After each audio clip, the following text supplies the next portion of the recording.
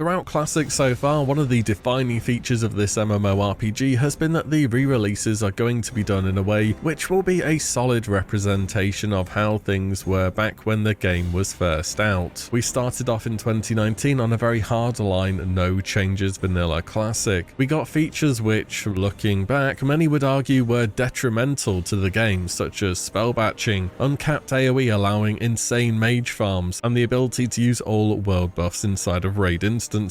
Yet even during vanilla, it was clear some things had to change. Notably, the volume of Black Lotus herb spawns were dramatically increased towards the end of the game. Moving on to the Burning Crusade, the player base started to get a little more accepting of the idea that perhaps some things shouldn't be an exact copy-paste of what the game was just for the sake of it. One of the largest changes to TBC was the fact that Tier 4 content was split from Tier 5, which was completely different from how the game was back in 2007. And here we are today in Wrath of the Lich King, about to head into the second content phase and Ulduar, and it's another re-release and things keep on changing, with Blizzard fully embracing the idea of there being some changes. We don't have a looking for dungeon tool, Winter Grasp is more or less a cross-server battleground, and for the first time ever, Blizzard are testing actively nerfing the top performing DPS in the game, that being the Unholy Death Knight, by reducing the effectiveness of their major cooldowns when lined up with trinkets and procs. And all of these changes I went over were really reactions to how the player base consumes the content nowadays. There is a guide for everything, information spreads super fast, and players have figured out the best ways to do things. After all, if we re-release the same game the same way again, it would be stranger if the same things didn't start to happen again, right? What was that saying? Doing the same thing again and expecting different results is the definition of insanity? Surely that couldn't be real in a video game, right? Well, the player base might have changed somewhat too, but they have still somehow, some way, chosen to bring back features of original Wrath of the Lich King, which even back in the day were met with skepticism. GearScore, the need to link achievements, you name it. If you're pugging in this game, these features have made a clear return. But maybe these things will always exist. They certainly happened back in original Wrath for a good reason. But before we go on, I want to do a quick shout out to a world where they're sick of the usual orcs, elves and dwarves. Let's talk about Hero Wars, a free-to-play action RPG. Hero Wars has characters to suit every type of player, from cyborgs to aliens, vampires, and even druid mains will find something relatable as part of the cast. Some of the cool heroes you can get are Chabba, he's a tank that literally devours his enemies whole, or Celeste, who can easily swap between a DPS focused dark form or healer focused light form instead, and the outfits that drop aren't too bad either. Hero Wars stands out in the genre with no equals. You'll find yourself playing when you're traveling, at lectures, or even at the same time as playing something else. It's super easy to get started, but assembling the perfect team comp is an art in itself. For example, Mojo the Shaman can't heal Darkstar the Elf as well as good Grandmother Martha can, whilst the Slow Cleaver makes a great pairing with Swift Isaac. Hero Wars is a world of 6 unique modes and more than 300 Guild Wars servers and 100 million players worldwide. And I almost forgot, here's a question for you. Where can you get 30,000 coins, 600 emeralds, and 5 awesome heroes to start dominating Hero Wars right away? The answer is in the link in the description below. Join the game now and get a super chest with 5 top heroes. One of them is a secret, as well as 600 emeralds and 30,000 gold. Scan this QR code or download the game below from the video description. Play Hero Wars now. Many thanks to Hero Wars for the sponsor today. Let's get back to WoW. Back in the day, Wrath was a big surprise compared to how raiding was in TBC. Do you know why? It was easy, like really easy, the easiest it had ever been. Sure, people pugged back in TBC, I pugged back in TBC, but you got into the 10-mans or the occasional Gruul and Magtheridon. Even post-nerf, when all the raids were pretty much face roll bar the Sunwell, people still didn't pug all too often. Wrath also brought back Naxxramas from Classic because, well, back then, barely anybody saw it when it was current content in vanilla as Nax 40, and on the re-release for Wrath, it was super undertuned. The hardcore guilds had all of tier 7 cleared within the space of a few days from expansion launch, and it wouldn't take long for even the more casual guilds to follow up. This had never been the case for raiding before. Seeing the guys standing in Orgrimmar and Stormwind in Classic or Shat in TBC in full tier gear was like a badge of honor. It was an easy to see visual indicator that damn, that guy's a badass. But in Wrath, you just had loot thrown at you all day. Heroic dungeons were simple and guaranteed an epic at the end. Emblems gave another guaranteed route to loot.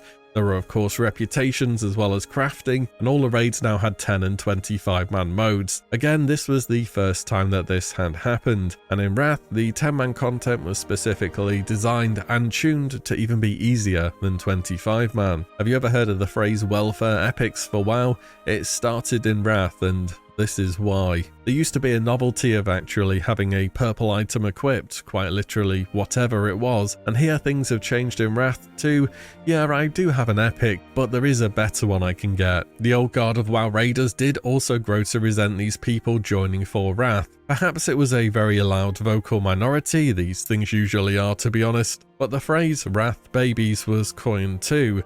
These kids playing the game these days, getting their easy epics, having fun, how dare they do all that? Back in my day we grinded 1,000 balls for 1 bar of XP on dial-up internet and -1 FPS for the chance to see a pixel of an epic item on a screenshot. And we were lucky. The point is, you couldn't just inspect someone's character, see loads of purple gear, and know that you were more or less good to invite them, because inspecting anyone, it looks like that now. What was once come to Addon for inspection now needed more scrutiny. Everyone is in decent gear. How do we set them apart? Well, the first big answer the community came up with back then was a little add-on called GearScore. Now I decided to go on the old Wayback Machine and see what was the first reference to this add-on I could find online. The earliest ones were from late 2009. That was around the time the trial of the Crusader raid had released. However, as you can see here, this is for GearScore 3.0 testing, so it was clearly around before that, but still not at the stage where it was the be-all and end-all of the pug world. Well, not quite yet anyway. There were even a few screenshots with about 20 pixels between them of early versions of this add-on. And the add-on was even met with pretty positive responses at this point in time. People were looking forwards to it. I suppose there's only so many times you get in the same group as Arthur's Deathkiller X, who you already know is going to somehow walk into a slime after patchwork, fall off the Python glove, and they'll also fail the Thaddeus jump before you start to go a bit crazy. A short while later, after ICC had dropped, there were suddenly a ton more articles and comments on this add-on which I can find, and sure enough, even back then players recognized that there was more to a player than assigning them a number, with one person saying, despite the fact that GearScore manages to boil most gear values down to a single stat, it's still just a small piece of a larger puzzle that is the worthiness of a player. And that's just it. It is a small piece being treated as a big one, because GearScore, at least in the expansions for Classic we've had so far, has literally always been a poor tool to measure a player. I mean, it's no surprise we did not have GearScore during Vanilla Classic. Loot was all over the place. Some specializations could wear Molten Core or Blackwing Lure gear for near the entire game. Back then you didn't just do the current raid, you went back and did the old ones too, because certain pieces of loot just remained good for so long. This was less of the case in TBC. There were a few outlier items such as Dragonspine Trophy or Serpent Coil Braid to name two, and back then come to Addon for inspection did work fine enough. There wasn't really any widespread use of GearScore, and here we are in Wrath once again, and wouldn't you know it, GearScore has made a return, even when you can equip several useless off-spec trinkets to boost your score and then swap back after you're invited. It's something that people grew to dislike back then, and it's risen from the grave alongside the re-release of this expansion. I guess in some ways I shouldn't be surprised that GearScore has come back. I remember at one point talking about different loot systems for vanilla in a video and saying something along the lines of, remember people using DKP back in the day, imagine using that today, what a relic of a loot system. And the amount of people in the comments that were there to inform me that actually DKP is in fact the most fair and best loot system was a few more than I would have expected, put it like that. But we didn't just have GearScore to filter out players back in the day. Oh no, we had perhaps a rather unintended use of a brand new gameplay feature, achievements. There were achievements for questing, making gold, PvPing, and of course for having completed certain objectives in PvE content. And today on Wrath, you probably have a lot of achievements which back in the day barely anyone on your server had. How many Plagued and Black Proto Drakes have you seen out in Dalaran these days? Quite quite a lot, that's for sure. And if you have the achievement for something, that is more or less a guarantee that you know what you're doing, right? It's like Blizzard signed proof that this player has cleared the raid. So if we have both your gear score and your achievement, that's going to guarantee that we get people who are A, geared, and B, know what they're doing, right? No longer did we need to go through inspects or checking people out on the armory. This was a surefire fast track to success for pugs. Well, it was supposed to be, but in reality, no, not really. Much like GearScore, the idea makes sense, but in practice, players found ways around needing to link achievements. So here was the problem. You've done the raid on your main with your guild or whatever it may be, and you're on your alt trying to find a nice Trial of the Crusader pug for the week. You know the raid, your gear's a bit behind, but achievements back in Wrath were not account wide. So how do you show the raid leader you know what's up? Simple, you fake the achievement via add-ons. Fake achievement, underachiever, whichever one you want. You could pick any achievement in the game and make it look as though you had actually done it. Or just use the fake achievement add-on even though you hadn't done the raid. Or sometimes just message the person inviting an achievement and they didn't even check it and you got invited. Truly the pinnacle of player inspection. There was also that kind of awkward moment when you kill a boss on a run where supposedly everyone had been checked in advance and then half a dozen people get the achievement, but that's fine. That just means you got the good and dishonest players. After all, you need to get the achievement somehow, don't you? And did you know there were some achievements for Ulduar data mined some time ago? Ahead of the curve, Yogg-Saron defeating the final boss before the release of the next raid tier, and Cutting Edge Ulduar defeating all the bosses on the hardest difficulty before the next raid tier. Cutting Edge raiding in Classic, how about that? Oh, and GearScore's going to get buffed in Ulduar too. Perhaps these two things will actually be a relevant metric. If you pug though, there will be a lot more character filtering on Ulduar, trust me. Content doesn't need to be mega hard for people to want to mitigate risks or fish for the perfect comp, and Ulduar will be a big step up from Nax. There's this dynamic between the new content and the speed at which you need to have acquired all the achievements and gear score. It's World of Warcraft's pugging arms race. It happens like clockwork on retail. New tier comes out, the first reset goes by, and posts begin to appear on Reddit and the forums of people asking for dumb requirements for the content, with the usual replies of just make your own group. Do you want to know the worst part of asking for gear score and achievements in 2023 as a metric for weighing up a player's worth? There's a better way to do both, and there has been for a very long time now. You copy their name, you go to Classic Warcraft logs, you press paste and go. Do you see lots of purple? You can probably invite them. Do you see lots of grey? Well, that is unfortunate. But how do you even get in a raid to pass if you need gear and achievements in order to get in the raid in the first place? What if you're a healer or you're a tank?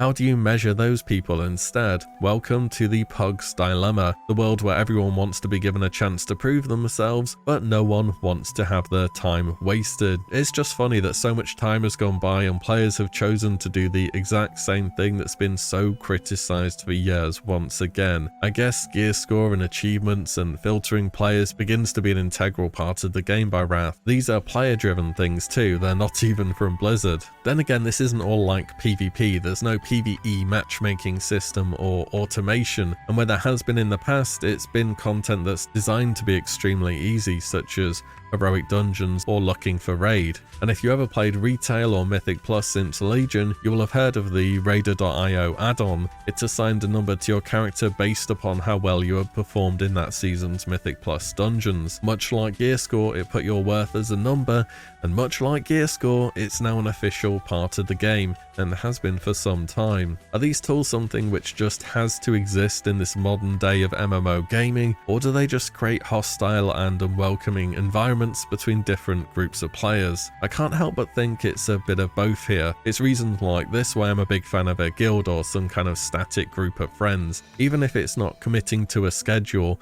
just some place where you can get together with people you know, and importantly, people you're gonna see again. MMORPGs may have become less social over the years with less necessity to interact between players, but they are still best when they are played as a social game. In any event, for WotLK Classic, I think it's fair to say we've already seen history repeat itself here, and that as content gets harder, life as a pug will have more and more barriers to entry put up. After all, when raids start to get hard, do you really want to play with Arthur's Death Killer X when he can wipe the raid solo? That's about everything for today, bit of a random subject, but I just felt like talking about it. Let me know your thoughts on it all, and as always, thank you all so much for watching and listening in. I'll see you all in the next one very soon.